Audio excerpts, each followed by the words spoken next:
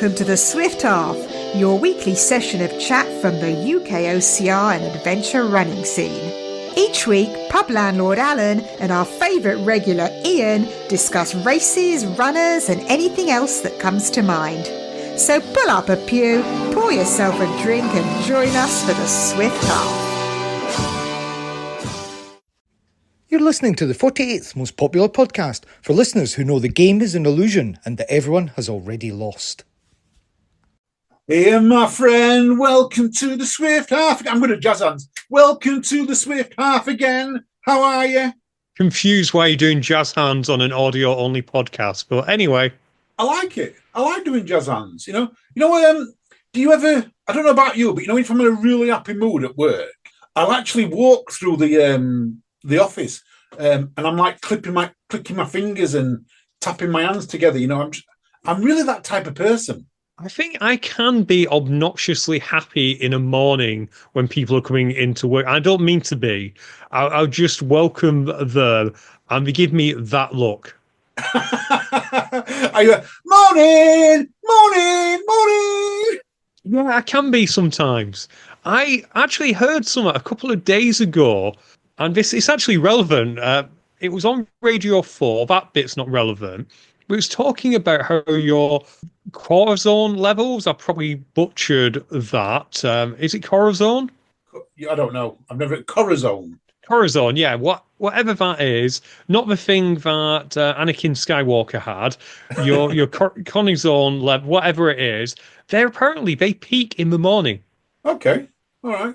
And that's the part of you that makes you happy. So they say you should be happier in the morning and then gradually get worse as you go on. Well, I've got to admit, I am always happy in the morning, and I'm usually happy when I finish work. So I'm happy before work, and I'm happy when I finish work. That's, like that. But I've got to say that, though, happy in the morning, I am at my most happy when I get up in the morning and go for my morning walk or I go for my morning run. It's like 5, 6 o'clock in the morning. I love it being out there at that time in the morning. I do like getting out. I've not gone out for a morning walk for ages. I used to do it all the time, and I'm not completely sure what happened and that. I just seem to have less time in the morning now. Yeah. Well, I get up to walk Betty every morning, so but this week Paul has been off. So on one of my days when I would have normally got up to walk Betty, I actually got up and went for a run. I thought, I wanted to just get up and go out and enjoy myself. And I took a tumble. I got the head torch on. I got the camera. I'd actually just switched the camera off. Yeah. Otherwise, it would have been a great footage of me just like tumbling in this cow's field. Luckily, I avoided the cow pats, which was my first concern when I stood up. But I just took a tumble. I'm sure the sniper was in the field. Absolutely. That's where snipers go and hang out in Barnsley. In Barnsley. Because I can go anywhere, but just definitely in Barnsley. What we're drinking tonight, Ian? Tonight, I'm actually on kind of alcohol, but it's alcohol-free. I'm on a Koppenberg alcohol-free strawberry lime. I think you've had these on the show, but I don't think I have. Love it, Ian. I think there's about 3 or 4 bottles in my fridge of that at this moment in time. I got some for the rugby at the weekend. Did you watch England v Ireland at the weekend? I didn't even realise they were playing each other. This is rugby league, yeah? This is rugby union. This is men's rugby, Ian. This is the Six Nations, proper rugby. Not this where they fall on floor and they get to stand up and kick the ball behind them. This is like proper full-on rugby. Right. Okay, so kick and clap. How did it go? Kick and clap, I like that. We actually started off quite well, Ian. I was like quite surprised. We got the first try and we did well right up until about 10 minutes before the end of the first half. And then we just started to falter. We're a young team. England's a young team, average age of 25. That's quite young for a rugby union international team. They're still learning the trade. I don't know what they're going to do this year. They showed glimpses of so much promise, but then they showed so much naivety as well. I'll take your word for it. To be fair, I shouldn't insult rugby union too much. I do like watching it. I will probably catch the highlights of the Six Nations. It is an event. I struggle with club rugby when it comes to rugby union, but saying that, I struggle with international rugby league. I don't know what it is about international rugby league. It just doesn't feel as great as club rugby. And if anyone wants to check out some club rugby league, it is a Challenge Cup this weekend, Alan. So there are games on BBC One, probably on the iPlayer, Red Button, and they're all over the internet as well. Too right. I love watching rugby league live, because I prefer watching league live than I do Union. I'm a Union fan, always have been. On television, it's great because you can follow the action. But live, sometimes you can be at one end of the pitch and you don't see nothing for 30 minutes because it's all happened at the other side. Where rugby league, it goes backwards and forwards and backwards and forwards. So I do actually like watching that live. So, yeah, I will be watching the Challenge Cup, though. Definitely worth watching. I'm just trying to figure out, because we hadn't planned this, I'm trying to figure out what actual games are on this weekend. I can't figure it out. Maybe as the episode goes on, I'll find out what's on this weekend. I'll let you know. But Alan, some of it's not going to be happening, and this is vaguely related to OCR. Well, it's related to running. Something that's not going to be happening. What is February famous for? Valentine's Day. It is. And over in Sandgate Park Run, which I believe was an Australian one, they were going to do a Valentine's Park Run singles and mingle. Okay? Yeah. Single and mingle. So before the park run, you register with a horse as participant, receive a wristband to wear to indicate your participation. You do your park run, so subtly check out your fellow participants.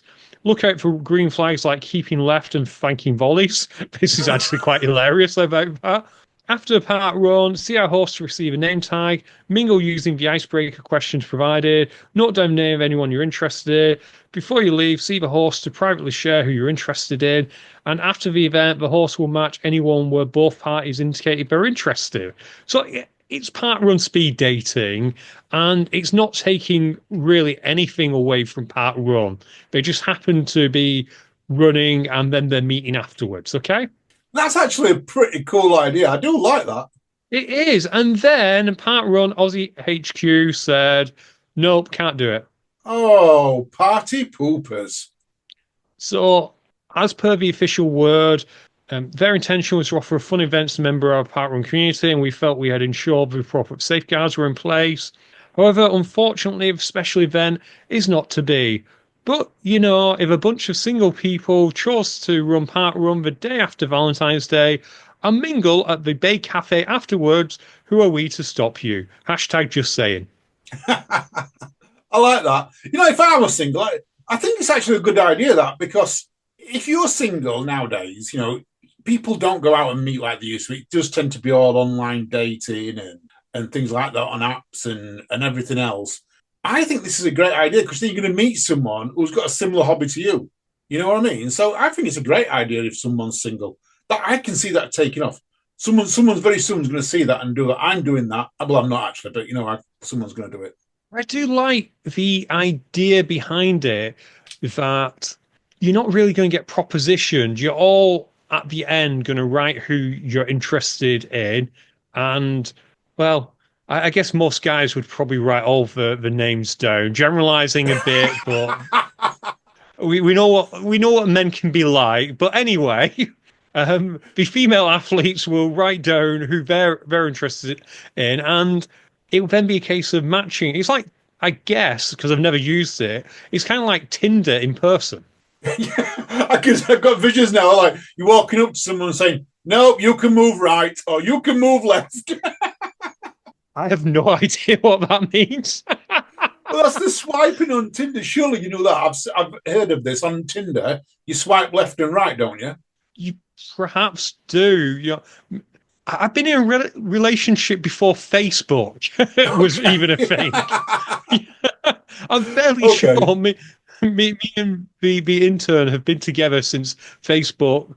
Probably not before it was launched, but before it got big. So yeah, that is all a mystery to me. If touch wood, if the intern was ever to get bored of me or whatever, I would probably be writing into the personal ads because that's how you met people when I was younger.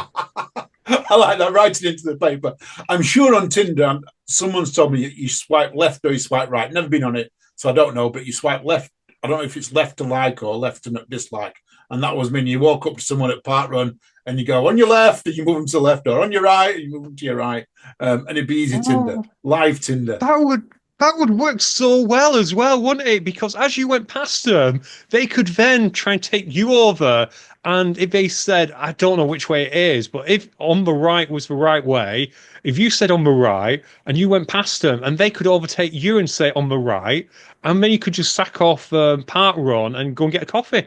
And love blossoms from that point onwards, Ian. There we go. We found a new way of doing it, a slow Park Run. And as people come past you. Oh God! So there was that on the internet this week. Should we do another internet, not controversy, but not even on the notes? But you're going to love this. Go on, give it me. I like these off-topic things.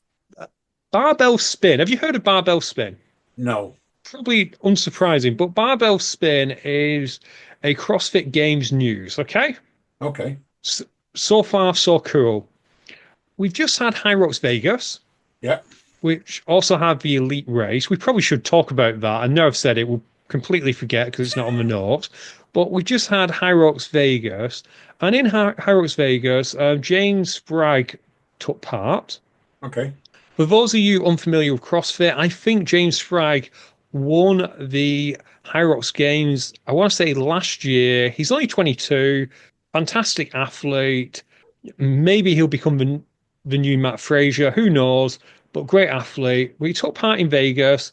He got a time of, I want to say 101.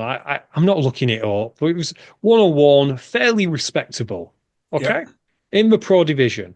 So barbell spin, the key was because he was in the younger division as well, he walked the floor with that. There wasn't a lot of young competitors. The nearest person to him was 107. So he qualified for world champs, which is amazing in your first time. So Yeah. Barbell Spin made a big deal of this, said James Fry qualifies for High Rocks World Championships, which is fine. Well done. A little bit, I don't know, burying the news, would you say, Alan? Yeah, not really giving the full picture either, but yeah, I get it. He did qualify. He wasn't in the top 10 overall. And we had the Elite 15 on Friday, which means that a lot of the Elite 15 weren't in the race with him either. So he wasn't top 10 overall. Still an amazing performance, but not top 10 overall. But yeah, he did qualify. But then afterwards, for whatever reason, and I'm going to put it down to tribalism, because there seems to be a horrible tribalism developing where CrossFit athletes or people on the internet mainly and media companies want to, I don't know, say that their athletes are better at High Rocks than High Rocks athletes. Have you noticed that at all? I have, yeah. I'm seeing more and more of this on Instagram cropping up. Yeah, I am seeing more. And I love you all, but it tends to be the Americans. The British CrossFit guys tend to be chill. Yeah, yeah. So, yeah, if it had just been that, it would have been, yeah, whatever. It's technically correct. So, under that, they said, fun fact, James Spragg had the fastest wall balls of any pro athlete over the weekend. Okay. Well, that's like just bragging about one particular thing. That's not the whole event. Not just that, it was completely false. Oh, no. Because, and we discussed this briefly last week, because of High Rocks' new timing system, it's not as easy to find out where you finished in any particular event. You remember, me and you, we were second overall in the pro wall balls, yeah? We were, yes, yeah, without a doubt. Second from bottom, but we were second. We were second. But you now can't find that. So evidently what they did was they looked at maybe a top 10 and that, saw no one was anywhere close to his wall ball time, and just put it out there. Unfortunately, there are podcasters who are in the High Rocks world with probably too much time on their hands at one dinner time who went and checked and found at least two people with better times. So I posted it. Oh. So but wait, what was the response for them?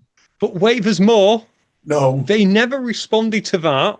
They changed their post to say But James Spragg got a faster wall ball than any of the Elite 15 athletes. Okay. And did he? No. Oh, this is reporting at its worst, Ian. So it was pointed out that he didn't get a better wall ball time when one of the elite athletes actually stuck his hand up and said, "You know, in what world? I think James Fragg was 3:37 wall balls, great time." Yeah. And he said, "In what world is 3:30 worse than 3:37?" So they changed it again. Oh, God, then what did they change it to then? They said James Spragg got a better time than 12, was a better time than, not a better time, beg your pardon. I'm sorry, listener. I need to get this right because you can tell what I'm going to say in a minute. But they said that his time was only beat by 12 out of the 15 Elite 15 athletes. So we became 13 out of 16 then? But he didn't. No, go on. This is going to be worse, isn't it? I'm fairly sure his time was actually 14th out of 16 if you put him in there.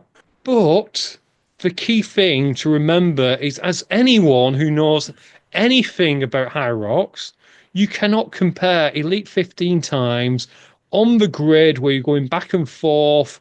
They're running a different race to us. It's like comparing an open water swim time with a pool swim. Yeah. It doesn't compare. And anyone doing high rocks will know that. And yeah, I guess if you just go on time, that is correct. Except at least 15 other athletes running pro who got a better time than James were also in the mix. Oh, this is like really. I mean, James has got to be embarrassed at that. If you were that athlete and they've put down that he almost came out of 12, you are going to turn around. Oh, so as they've put it, there was only 12 athletes better than him in the pro out of 15. You're going to want that potion moving. I would want that potion moving.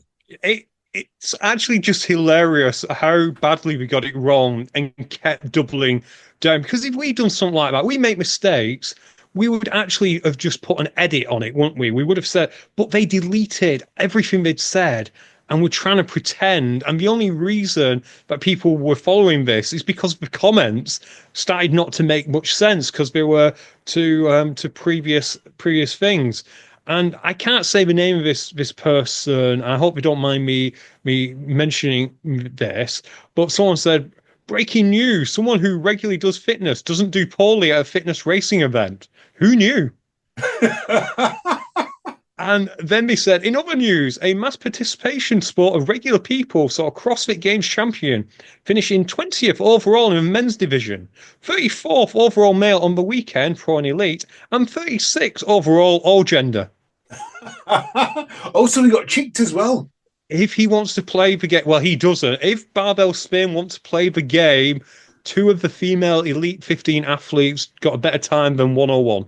Oh, wow. I guess, like I say, it's Barbell Spin's fault. We shouldn't be making fun of James, but, Barbell Spin, they've brought this on themselves, haven't they? And that's what you say about the tribalism. The tribalism needs to stop. You're right, Alan. We need to put a pin in this tribalism because, as someone said, yeah, a high rocks athlete is probably not going to do well at the games, but he's not going to do well at shot put, bobsled, a marathon compared to those runners, and a CrossFit Games athlete. If they concentrated on high rocks or more sports, they do well. But I think a lot of these CrossFit fanboys, I want to say, expect their athletes to walk in and be able to completely dominate. And that's what they've got in their head and probably led to what Barbell Spin did. And it just doesn't look great, particularly when you mess it up so badly like that.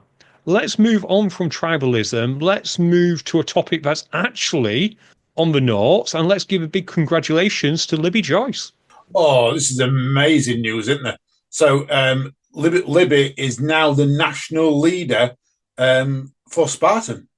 that's going to happen in, is it Finland? I believe it's Finland. So the Spartan European Championships, she is going to be national leader.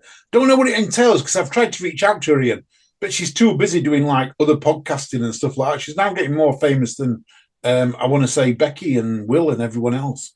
She just never stops working, does she? She's just churning away all this great content on her socials, on the podcast, and also, Alan, doing exams and stuff. I don't know about you. I don't think I could do that. No, it's a critical time for her into this year. I know Finley's got the same. Both of them doing the pint-sized podcast. They've both got exams and everything going off. So but no, an amazing thing for Libby to be awarded. She seems to be making a big name for herself and growing in stature in terms of when it comes to OCR and representing the UK and everything else. And that, so big well done, Libby. Big well done. So let's bookmark Libby's thing with another, I'm not going to say unpleasant thing, but new race or scam, Alan. You brought this to my attention, and tell the listener a bit more about it. So this came up on my feed at the weekend, actually. It's called Trail Camino. I looked at it. I looked at the screens of it. It sounds really good. Bit of an OCR, and it talks about a race where there's going to be hidden obstacles. So you're not going to know what the obstacles are going to be. And it just says balance beams and walls and things like that. So in our world, OCR, 2025 dates coming soon. Thought, wow, this sounds right up my street. Tell me a little bit more about it. So went to the webpage, which is trailcamino.com, only to find that it wouldn't open. They've now rectified it. I'm going to say they've now rectified it, but there's not a lot on here, Ian, and I'm worried because if the advertising had been advertised for about a month and the website wasn't on up until today, and I mean literally today, what is it? Is it real? Is it not real? It does worry me about it, Ian. What's your thoughts on a new race coming up, but they're not really having everything in place?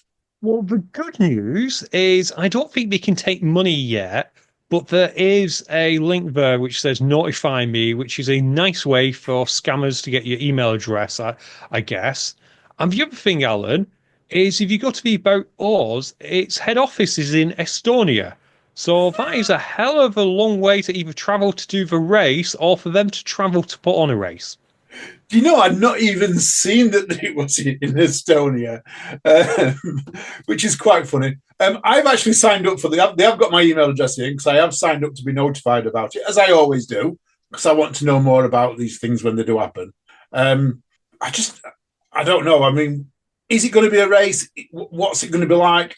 It seems to have they've taken pictures from, I want to say on their social media, background pictures from another popular race that goes off around the world.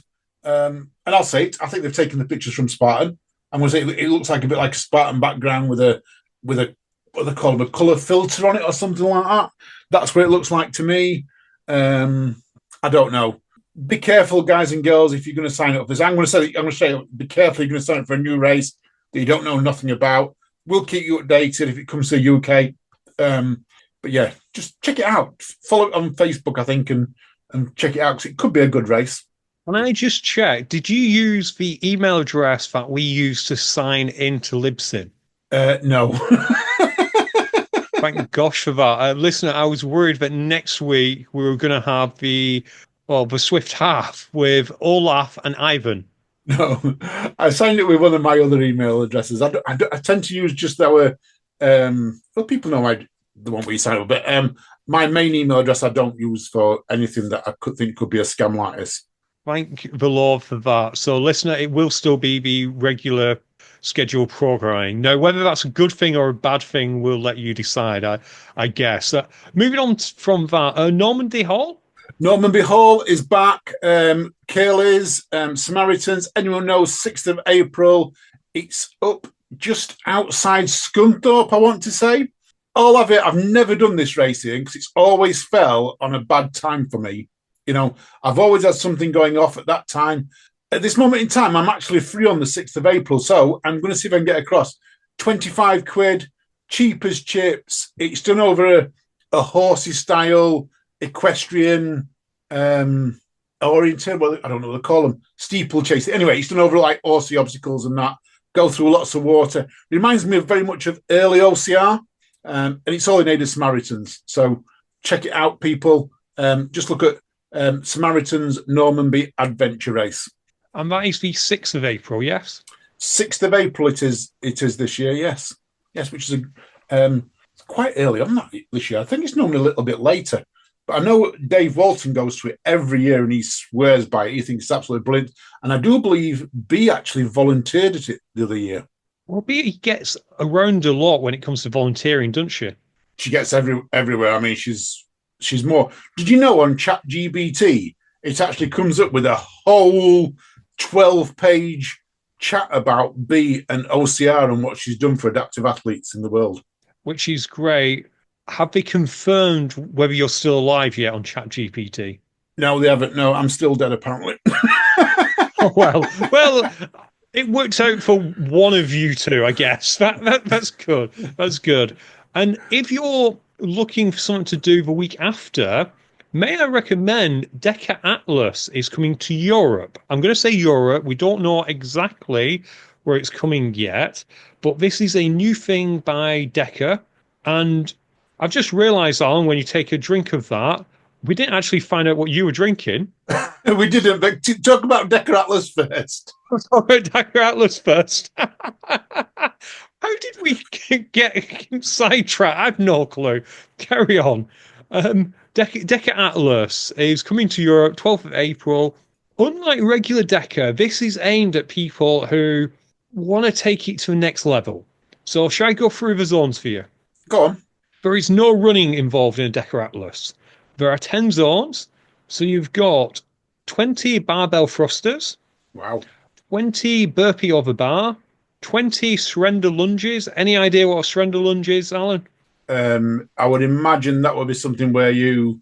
No, I don't have no idea. I ain't got a clue. I was trying to think of something there, and I have no idea what I was thinking. No, because I was thinking more a burpee, surrender burpee, and I was thinking maybe you laid on the floor with your hands out and that. But no, a lunge, no. What is a surrender lunge?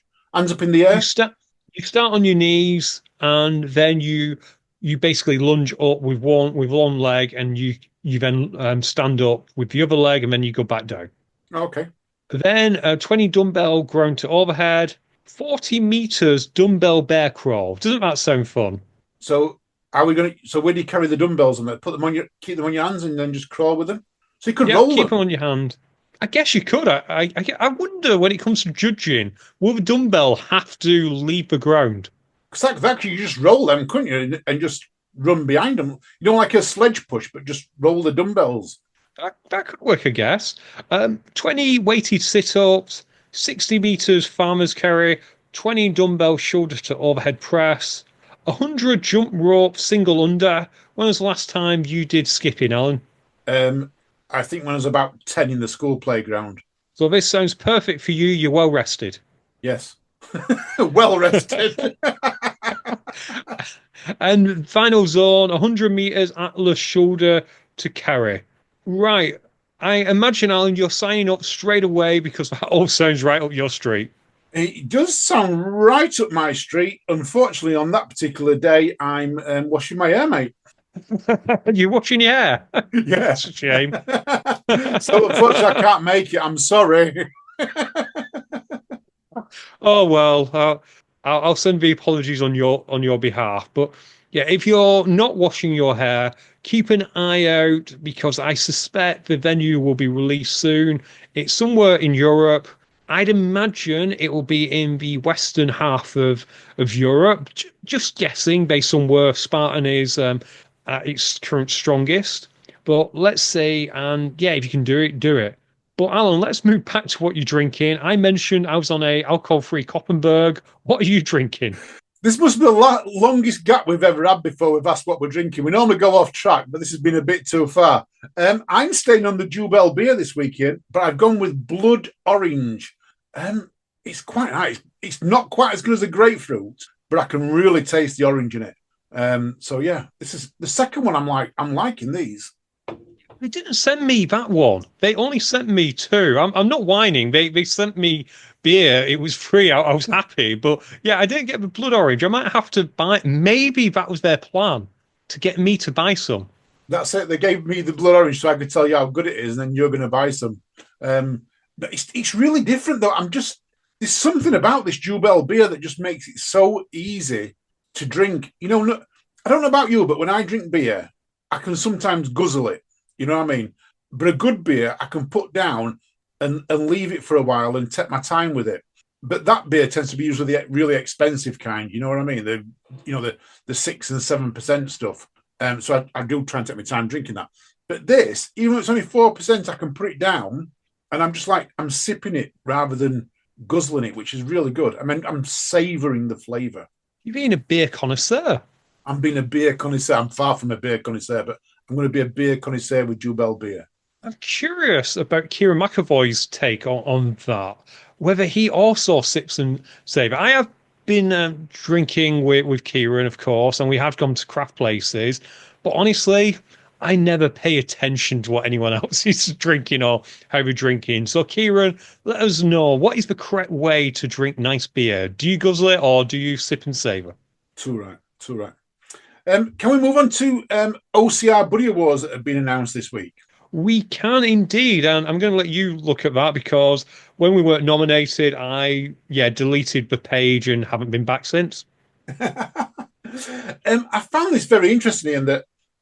So a lot of it's over in America. America gets a lot of votes in this. So anything that's British that gets anywhere near it is absolutely fantastic. We'll go with hybrid female athlete. The winner was Rachel Walters with Lauren Weeks in second.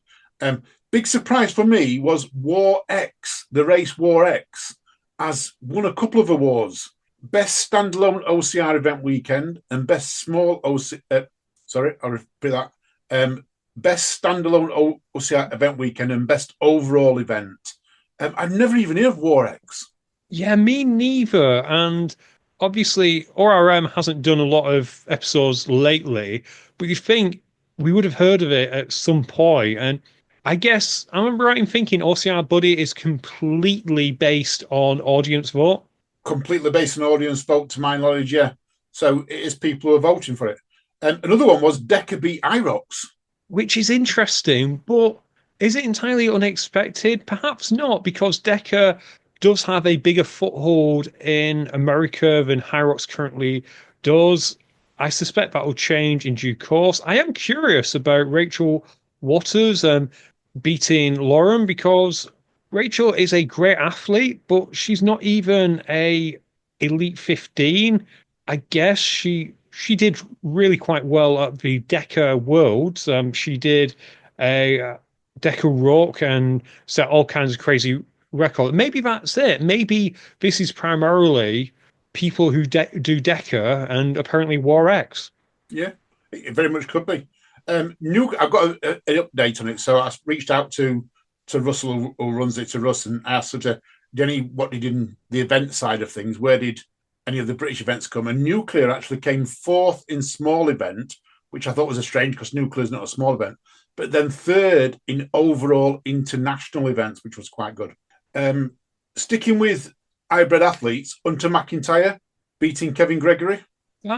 Yeah, I can understand that. Kevin Gregory, for those who don't know, that's Bubbles the Clown. You'll probably recognize him as that. He's kind of reinvented himself as almost a go-to guy within Decker. He's famed for being able to do the assault bike in several seconds, which is a little bit mean in the doubles because it means his athlete comes in after a 500-meter sprint, gets about 12 seconds rest, and then he goes out again. But I'd say, yeah, Hunter's probably the better choice on that one. Yeah, I think so too. Best overall male athlete was won by Kevin Thompson. Surprised that he beat Ryan Atkins in that one. That was a bit of a shock for me. I know Kevin Thompson, I actually looked him up because I wasn't 100% where he were. But he's a good athlete, a top athlete, but he's not the one that I would have thought would have been the best OCR athlete overall. And Alan, how did we get on? Well, we're nowhere near to be seen, to be honest. B Wood actually got second and runner-up in Best Adaptive Athlete for females. Let's have a look, see where there's anything on. I'll see if there's anything on the UK side of things. Obstacle of the Year, Gibbons. No, I can't see nothing that we've done. Fans Choice Podcast, not us. OCR Report won that one. There's nothing on here for the UK in, which is a big surprise. One thing I did see on here, brand. So what must-have gear brand have you got to get? And so many people went for Legend-born sportswear. It's not something I've seen. That's interesting. That must be an American thing. What was first runner-up or second runner-up? Mudgear. Yeah, Mudgear. I can go with Mudgear. I'm fairly sure that Sophia may have sent us some Mudgear stuff at some point in the past, which was really nice of her. I think in return I sent her biscuits. I really reckon I got the best out of that deal. I think you definitely got the best out of that deal, without a doubt. It was really interesting. It's really good things. They're out on OCR Buddy, people. If you want to have a look, go over to OCR Buddy, check them out, see who's won. Who did you vote for? I know I voted for him, but I wonder what our people that we sort of speak to voted for. I thought you were genuinely asking me who I voted for a second there, and no. I'd have to make an embarrassing confession that should we just say my votes may have got lost in the post? I reckon. I think they probably would have. I probably would think they would have. We mentioned nuclear though, Ian, and being in the awards and getting up the top and that. Nuclear Fit medal is out. Yeah, the Nuclear Fit Storm medal is out, and we always talk about how James does some great medals and some great trophies. Although trophies are kind of more homemade, shall we say, but they're still magnificent. But have you seen it? This is for the Nuclear Fit, where you don't do any running, so it is basically 45 minutes of obstacles. It looks absolutely brilliant. I have seen it here. It looks very much along the way nuclear medals go. One thing that does interest me, and I don't know if this is going to happen, but if you look to the left-hand side of it, there's like a little groove that looks like the right-hand side of the medal where the nuclear sign comes out. And I'm wondering if we're going to see medals that click together on this here. I don't know if you noticed that, but I'm thinking we're going to get click-together medals. That would make a lot of sense, given that they do have free events out. You can sign up now, and they are encouraging people to attend multiple times. So, like I said, this is the Storm. I think I've said 45 minutes of obstacles. I guess they are, but they're workout stations technically. And yeah, that is fascinating, Alan. And I really need to get down to Nuclear Fit at some point. Hopefully this year at some point. I know they've been blessed with good weather, so I'm worried if I go down, I'll be the time when it rains. You're going to tell them, they're going to say, James and Sam are going to ban you. You're going to be the first person to be banned from nuclear. more than likely, I guess. What I'd love to do, I'd love to go down. I'm sure they do a weekend. I'll need to look it up. This is poor research on my part. I'm sorry, listeners. I'm sure one of the particular weekends is the same weekend as a nuclear race as well. That would be a great weekend to get down, because you could do a nuclear race, you could do a nuclear fit, or in my case, you could watch everyone do it all and drink in the village, I guess. What? It sounds like heaven. Ian, it sounds like a perfect thing. Talking about Storm, though, we saw this nuclear storm. What about the storm hitting Nuts? This was so upsetting on one hand, but on the other hand, Nuts are just so good at rebuilding, aren't they? Wayne's been out on the digger already, Ian. I'm more looking forward to it now than I was. Whenever I hear that Wayne's got the digger out, and he's digging stuff, I just know whatever he's going to be doing, it's just going to enhance the course. I love how the stream runs through it, and it makes so much use of that stream. Gets you in it, different depths, going under things, climbing over things, actually in the stream, as well as the assault course. he has mentioned, he's put a little mention on there. If you read the notes, it says giving us chance to build new things. So I'm really interested in what are they going to have in store for us down there. I'm not sure, but if he's been out on the digger bore, he's going to have disturbed a lot of dirt, which means that it's going to be even more sodden underfoot than it possibly could have been if he just left it. So I reckon it's going to be really, really muddy. Have you got your routine sorted yet, Alan? Do you have your Dropbox ready?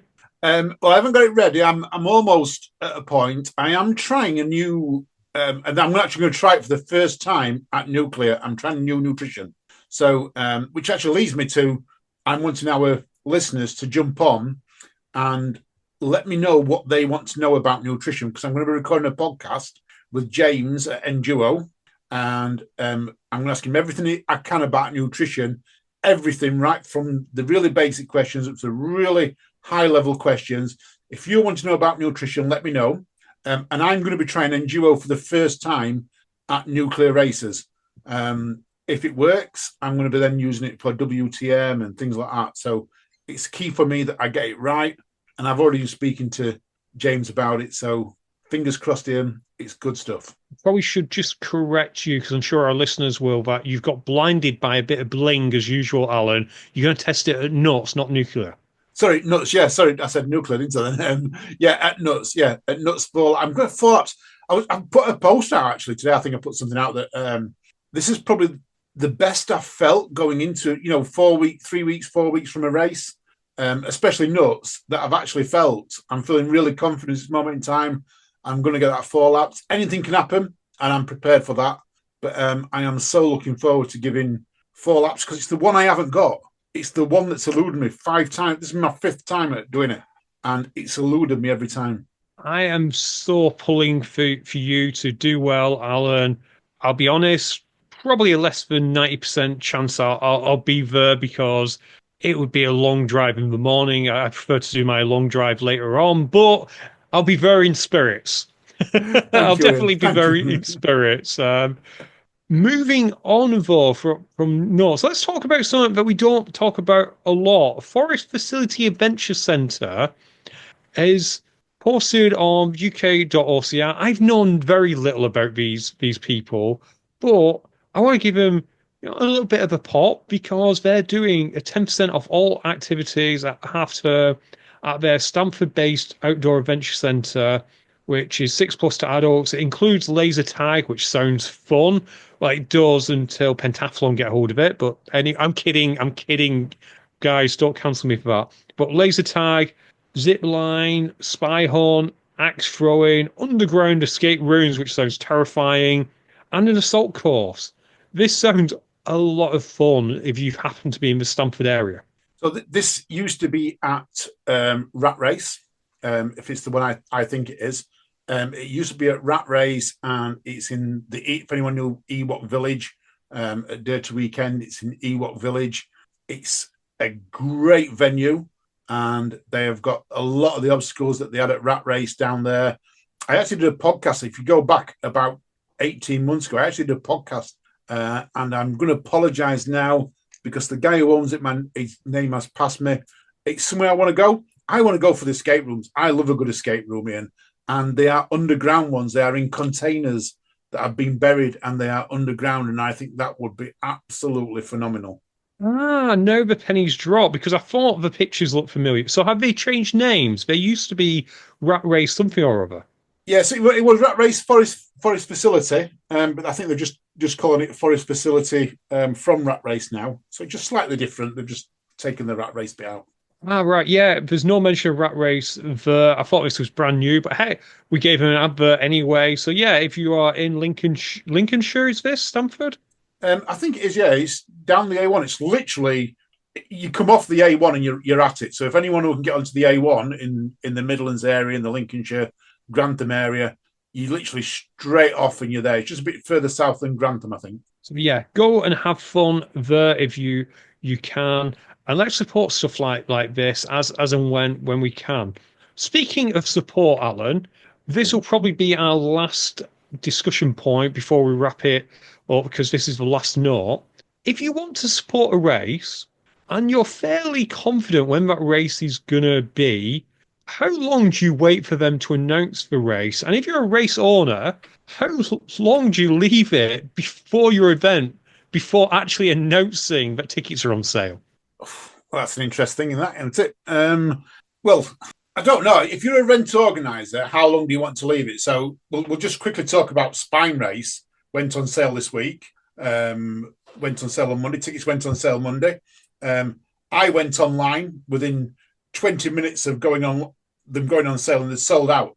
And the waiting list had filled up as well. So currently you can't enter the Spine at all. It's completely jam-packed full within 5 minutes of it opening. And they've announced it nearly a year ahead. I think if it's going to be a sellout, then you should announce it ahead. Just announce when you're going to do it, announce it well ahead. As a race director myself, we always announce ours a year ahead, and we'd like people to sign up as soon as possible because it gives you a budget. You know what I mean? So I'm going to say announce it as soon as you possibly can, as much notice as you can. And if you're a runner, sign up as early as you can. You always get the best price at that as well. You do. And this brings up the curious case of High Rocks London. Okay. Okay. We know it's going to happen. I am not getting rid of any embargo here. I'm not stepping outside any rules here. We know it's going to happen because they have announced, as part of their general announcements, that there will be a pro doubles event at High Rocks London, which is qualifying you for the Elite 15 race. So we know it's going to happen. It kind of has to. They've painted themselves into a corner, to be fair. But based on when they usually hold it, as this is going out, there are less than 3 months to the race, Alan. Oh, that's getting a little bit close. Usually it is the first bank holiday in May. I guess technically they could do anywhere in the month of May, but they do like that bank holiday. But even if they were to move it right to the end, because I don't think we can do it any later than the end of May, because mid-June is your World Championships, and this is a qualifier for an Elite 15 race within that championship. At most, you've got 15 weeks, maybe 16 weeks. But my suspicion is it's 12 weeks or less. And I know, and I expect High Rocks will sell out, Alan. Yeah. But what kind of race are people who may have never done a High Rocks and may not realise that there's a London race coming up, so haven't even started preparing yet? What kind of race are they going to get? Because people will sign up just because of the fear of missing out. Yeah, true. I mean, for me, if I was going to do it, I'd be wanting to plan my race now. Whether I were training for it or not, or I were trained to do a High Rocks tomorrow, I'd be wanting to plan my race now, so I was in best condition to do it. But not only that, but also the pre-race. I want to make sure, I've got tickets, I've got accommodation, I've got the right accommodation. Because if we don't know exactly the dates, it can get booked up. We know what things get booked up. Was it Manchester a few years ago when there was 2 massive events? There was High Rocks going off and something else, and you couldn't get tickets. You couldn't get hotel rooms close by at all, or you're having to get hotel rooms all over and left, right, and centre. I'm sure it was Manchester but it was the World Championships at Manchester, because if you remember, we were getting Eurovision, and Manchester was one of the potential venues, and as a consequence, a certain hotel chain, well, a few hotel chains, just took off their entire selection and said it was fully booked that particular weekend. So what happened was people booked other accommodation, which due to surge pricing was more expensive, and then they released these rooms, which were also expensive because there was hardly any rooms left in Manchester. And it's a good point, Alan, because as I just said, usually it is the first May bank holiday weekend, and I'm guessing here that that's also half term or a term change, which means it's probably already expensive in London. But what I don't get the advantage of High Rocks holding back. I don't get the advantage of it. It's not creating demand. It's not going to create no more demand than it's going to create anyway.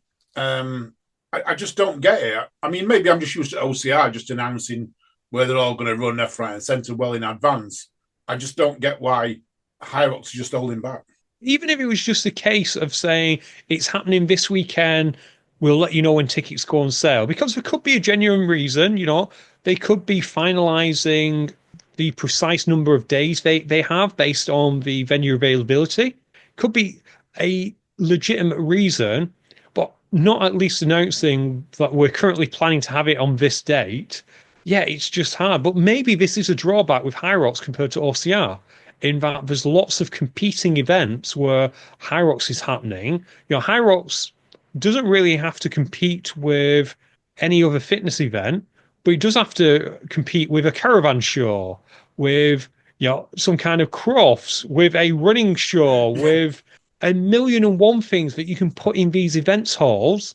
And although we all love High Rocks and fitness racing, the owners of the hall, they don't care. They just want the money, and they'll go to whoever gives them the most money. Yeah, I completely agree. High Rocks, get your act together. Yeah, I absolutely. Right, Alan, is there anything else we should need to go through, or should we wrap this up? Let's wrap this up, Ian. Right, with that being said, it's a goodbye from me. And listeners, you take care, you stay safe, and you keep on running. And don't forget, if you like what we do, join our patrons. You'll get all our podcasts early. And if you like this even more, buy us a beer, like Drew Bell did. In the meantime, speak to you all soon. Bye.